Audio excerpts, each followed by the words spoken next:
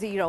Mela, jina għadet miegħi fuq is-sufan ħabiba tagħna Josephine, kif inti? Nsellimlek jiena ninsab tajba, nixtieq nirringrazzjak Elaine talli malli għetlek bil-domanda tiegħi illi niġi f'dan il-programm tiegħek biex nagħmlu din il-promotion fuq il-kor mill-ewwel qed li iva nirringrazzjak ħafna. Diment li jkun ser tiswa xi ħaġa ta' ġid u x'vera lan l-iskop tagħna huwa li ikun hemm ħafna nies f'dan il-kor u għalhekk aħna ħanagħmlu dan l-appell li għandha likom les Josephine. Mela.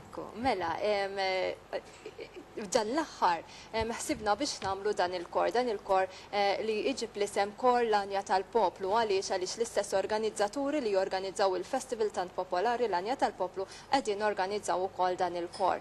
Issa l-għanijiet ta' dan il-kor huwa illi ikun mingħajr ħlas. Mela aħna qegħdin noffru opportunità indaqs lill-istudenti kollha kemm dawk li għandhom il-finanzi u kemm dawk li forsi ma tantx jistgħu jaffordjaw illi jattendu għal dan il-kor. U x'se nkunu qegħdin nagħmlu f'dan il-kors qegħdin nagħmlu għaliex propjament il-naftet li bdejna issa qegħdin niffokaw ħafna fuq il-kanzunetti Maltin. L-istudenti li qed jiġu qegħdin jitalmu kanzunetti li huma antiki li huma popolari bil-lingwa Maltija. Apparti minn hekk mhux jiġu qegħdin hemm grupp u nkantaw biss, però qegħdin nagħmlu ħafna enfasi fuq li titgħallem itkanta, xiġifieri titgħallem tkanta. Mela ħanibdew naraw ukoll dawn l-slides fejn l-istudenti kull lezzjoni li jattendu qegħdin jingħataw ukoll in-noti.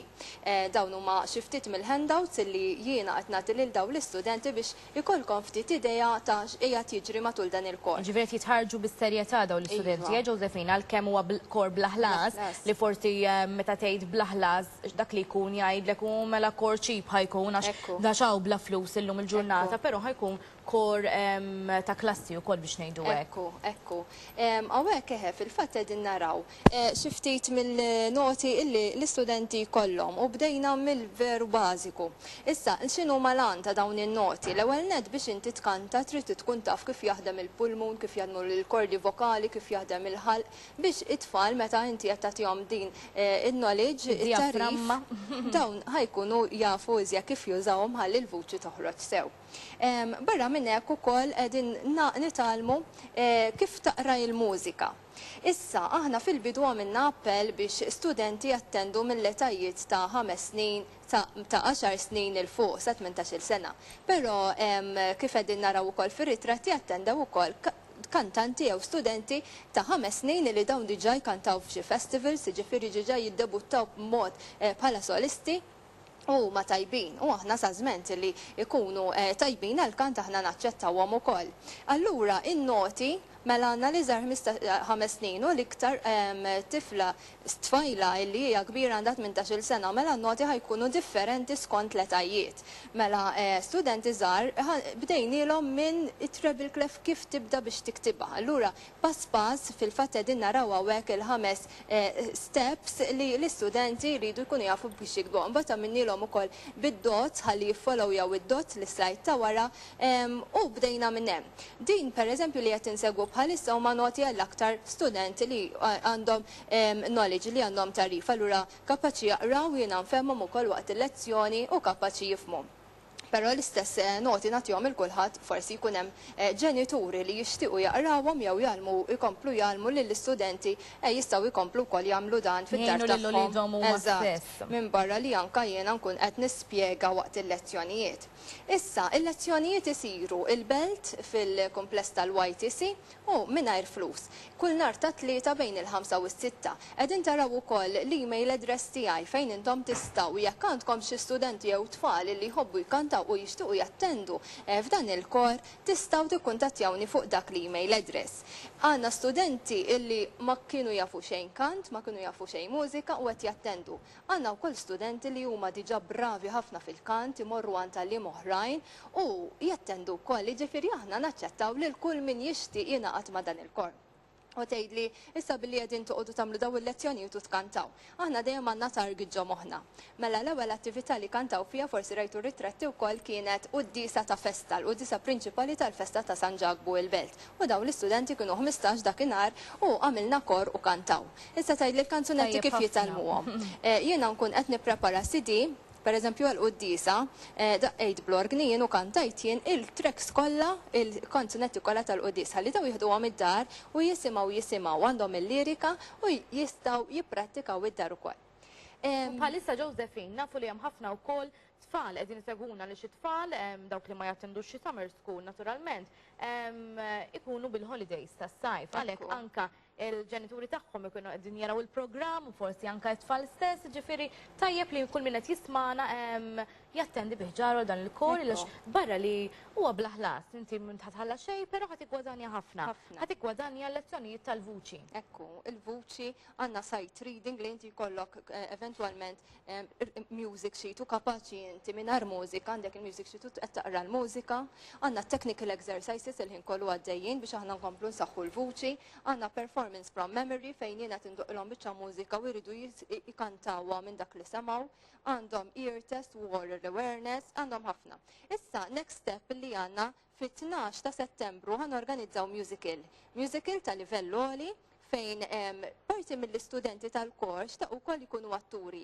Allura dawk l-atturi, għal-kemm il-korret ikompli kun nar ta' 3 bejn il-5 u 6, l-atturi qed jiġu wkoll lezzjonijiet it-tnejn u l-ħamis. Jiġifieri da bona volenza tagħhom jien qedtilhom min jixtieq ikun bħala attur irid ikun skużi ftit iktar committed illi ħajżid darbtejn oħra fil-ġimgħa. U dawn qed jiġu ġifieri. U bħalissa fis-sajf jiġifieri għaddejn ukoll intom Josephine. Fis-sajf forsi dak li jkun iktar ikollu ċans anke ma jkollok skola, ma jkollokx homework, it-tfal. Fix-xitwa forsi tkun daqsxejn iktar diffiċli għax forsi dak li jkun ikollu privatijiet, ikollu xi lezzjonijiet oħra, però fl-aħħar mill-aħħar min m'għandu xejn ħlief skola biss, skola u privat, tajjeb li mhux tibqa' biss dejjem fuq l-istudju. L-istudju akademiku, inti għallima ġifiri ta' żgur x'qed ngħid, ikun hemm dawk it-tfal li ssibhom jgħidulek isma' jiena fix-xitwa, ix-xitwa lek ma tantx inħobba jiena x'jiena mill-iskola d-dar, mid-dar għall-privat, mill-privat għad-dar la dan nerġgħu l-istess rutina u kuljum l-istess storja u forsi anke dawn it-tfal kemm ħajdumu anke meta jikbru jgħidulek isma' jiena ħanibqa' dejjem studju biss, u mbagħad kważi jitilfu dak li jkunu bnew matul is-snin. Għalhekk tajjeb li waqt li inti qed tibni l-karriera tiegħek qed tibni dejjem l-istudju, ikollok hemm hobby apparti biex inti tkun tista' tgħaddi l-ħin u ġvera apparti l-istudju u jkollok xi ħaġa dejjem għal xi xtajx aktar mill-iskola. Vera? Settajt ħafna ilejn. Issa fit-12 ta' Settembru għandna dan il-musical. Bħala kanzunetti fil-musical għandna ta' Settembru.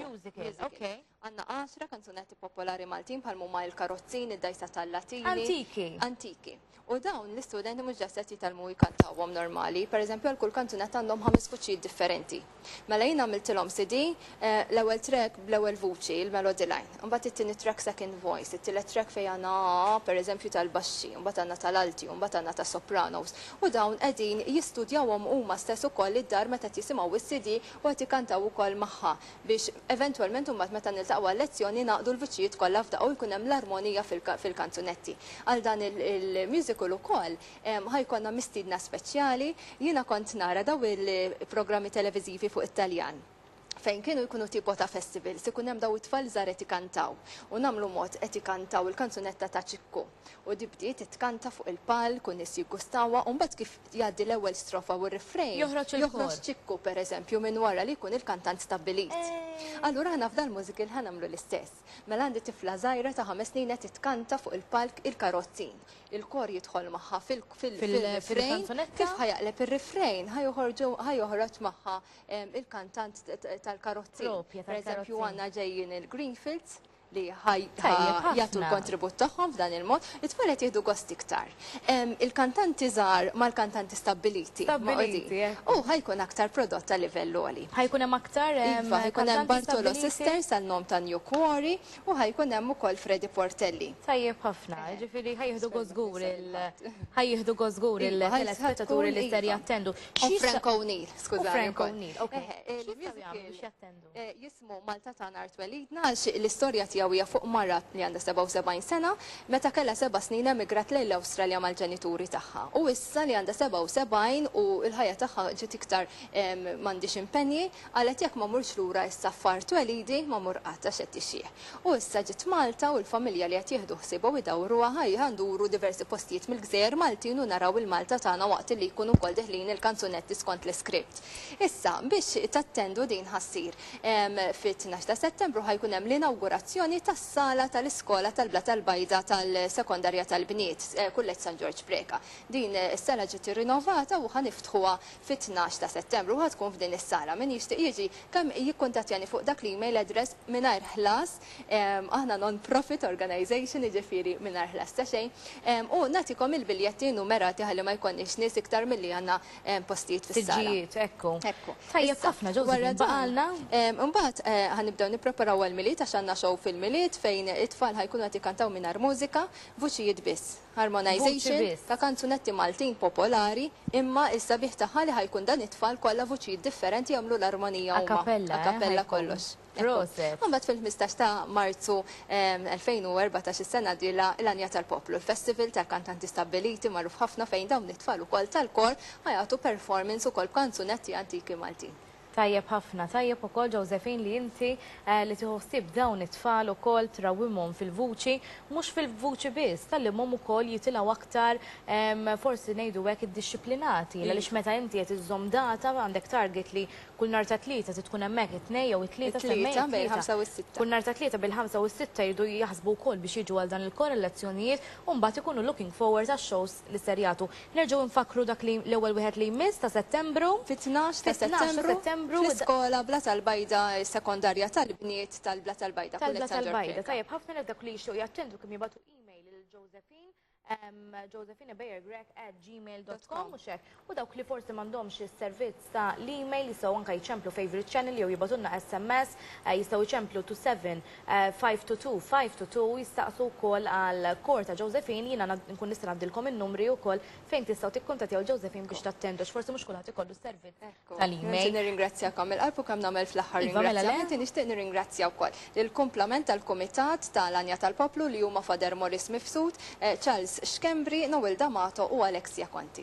Tajjeb ħafna, grazzi lilek Josephine u auguri għal kull show li għandkom preparat, speċjalment għal dan li jmiss ta' Settembru. L-invit. Mela, l-għu pieċir nattendi, grazzi ħafna Josephine, grazzi.